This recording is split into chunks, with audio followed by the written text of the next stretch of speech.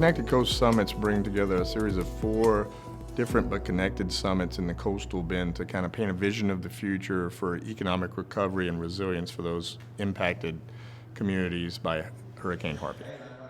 From Texas A&M University Corpus Christi's perspective, we're always focused on the impacts to the local community. We had a catastrophic event in Harvey.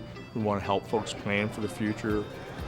It's certainly a devastating event, but sometimes you do have to kind of just force yourself to look at it as an opportunity, and the opportunity is to adapt and build back differently than we did before, accounting for the fact that we are going to have these storms on a seemingly much more regular basis than we used to have. We realize that things will get damaged.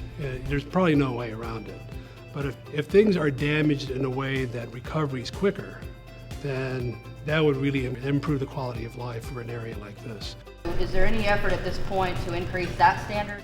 We brought several experts to the table from strategic partners at the Center for Infrastructural Renewal at the Rellis campus at A&M, because they deal a lot with materials and next generation items, and from our partnership with them, they reached out to particular engineers who had subject matter expertise on particular subsets of resilience, whether it's water resilience, highway resilience, structural resilience throughout the region.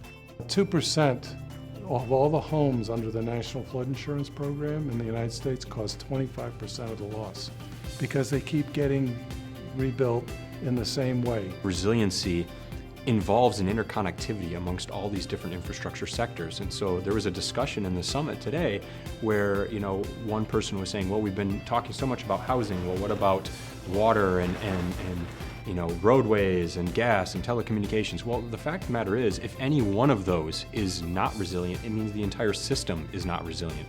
If people don't have places to live, they can't go to work and support the other infrastructure elements. If they don't have water, they may not be able to stay at their house long term.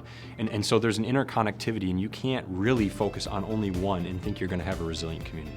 An overarching goal of this conference is to paint a vision of what the future in the coastal bend can be. What's the opportunities, what are the pathways to success, and what are the funding opportunities to get there. We don't drive the actual end result in terms of making decisions. We just allow those communities to come to their own conclusions and give them the tools to go forward and hopefully succeed in what they've chosen to do.